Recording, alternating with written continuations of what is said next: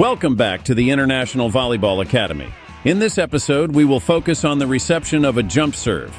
This skill is crucial for success in offensive play, especially in men's volleyball.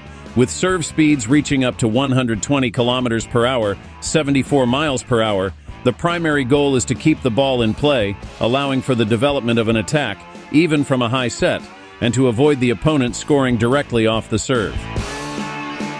Before we dive into today's topic, let's quickly review what we learned last time. Receiving a float serve. Float serves are most common in women's volleyball, with fewer occurrences in men's volleyball. We learned that the best initial positioning is closer to the net. We demonstrated that the split step is a footwork activation move that adds dynamism to the action that follows. After the split step, further movement may or may not occur. The split step generally happens when the ball is halfway between the server and the receiver. The player cushions the ball with movements such as stepping backward, using only the arms, or straightening the torso. The arms aim toward the ball's target, and they remain together even after contact. Upper body reception is technically no different from digging and is more common in men's volleyball. Now, onto the promised reception of the jump serve.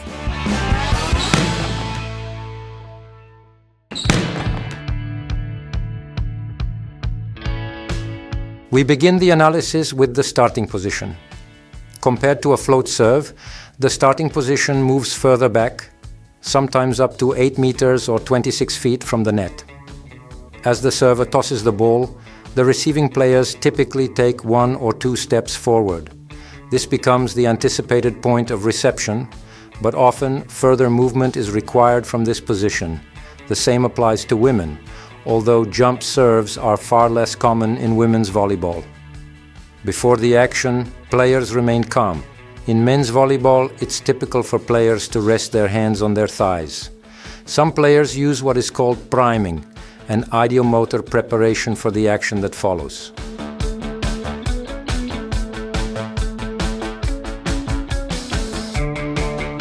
Then comes the familiar split step. The timing of the split step depends on the serve speed, as we learned in the previous episode. The faster the serve, the closer the timing of the split step is to the moment the server strikes the ball.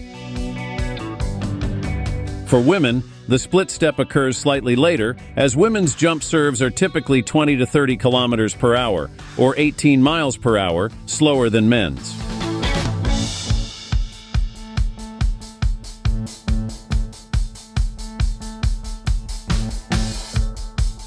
After the split step comes the reception itself. Sometimes the player has time for a tiny foot adjustment, as in this case, while other times the reaction is limited to correctly positioning the arms. There is no time for anything else. And as we'll later see, sometimes there isn't even time to properly set the arms. It's rare to receive the serve from a solid stance on both feet, as in this example.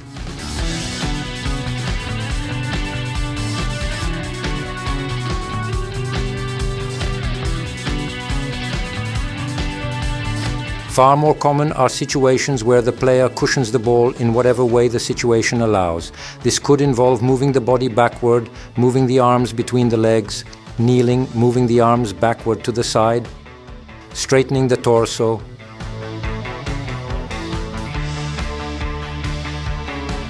jumping backward, or a combination of movements where the body moves back and the arms guide the ball forward.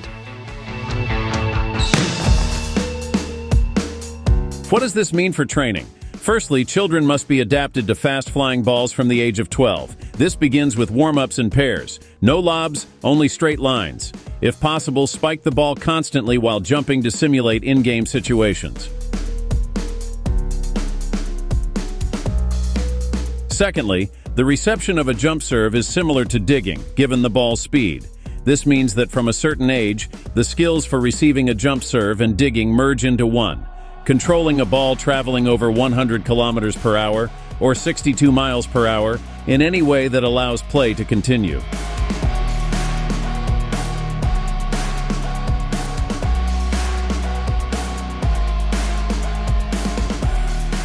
And we must also fall.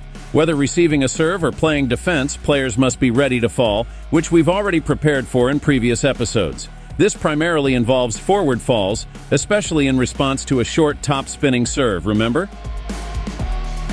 In the last episode, we taught players how to surprise their opponents with short serves, and now we must prepare receivers to respond to this tactic. Then there's the roll side.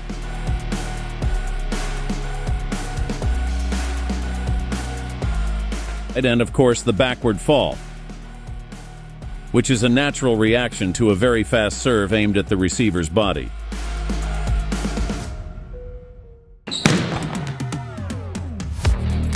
In training, we again combine two skills into one. Digging and receiving the jump serve become one skill of ball control when dealing with a fast-flying ball, where reaction time is minimal and, of course, including all types of falls.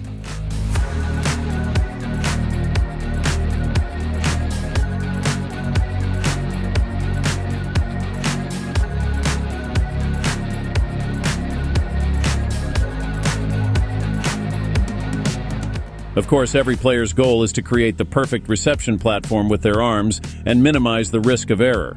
It's also important that the player keeps their arms together after contact, but in practice, the ball's speed and lack of time make controlling the ball difficult, leading to mistakes. Therefore, receptions often require emergency solutions, such as receiving with one hand or switching from a lower to an upper technique when the ball unexpectedly clips the net.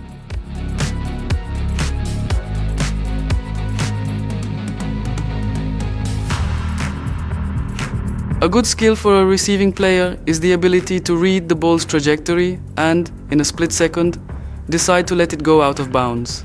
This skill develops with experience, and volleyball masters have a very precise eye.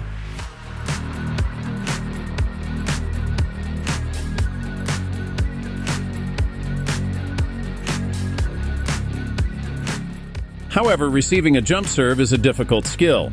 Mistakes are inevitable, and they must be expected and overcome through focused training. And how do mistakes happen? Sometimes the player simply fails to control the ball, even without an obvious technical error. Other times, the mistake occurs because the ball drops in front of the player, making it impossible to cushion, as in this case. Sometimes the error results from incorrect arm positioning. Then there are cases where a powerful serve practically knocks the player down.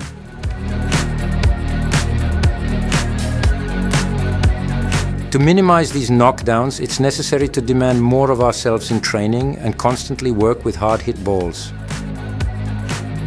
This involves either hitting the ball from an elevated position with constant individual variations, or spiking the ball over the net after tossing it yourself, working in pairs or trios.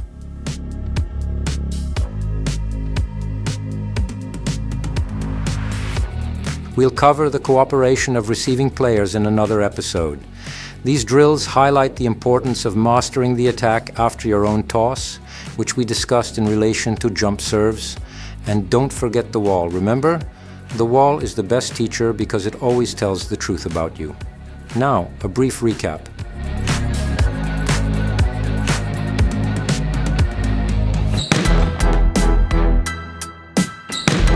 With serve speeds of around 120 kilometers per hour or 74 miles per hour, the primary goal of reception is to keep the ball in play and create the opportunity to attack.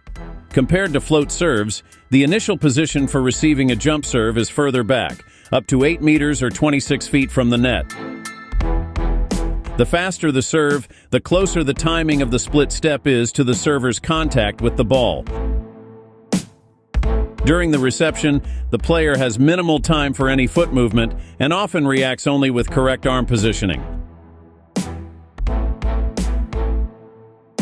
Children must be adapted to fast-flying balls from the age of 12. Digging and receiving a jump serve become one skill of fast ball control. A good receiver can read the ball's flight and quickly decide to let it go out of bounds. Mistakes are a part of receiving a jump serve and must be expected and overcome with focused training. What's coming next? After the reception comes the set. Setters are the playmakers and essentially the coaches on the court.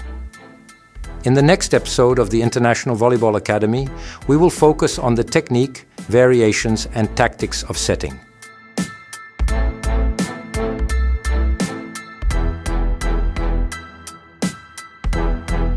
Did we forget something?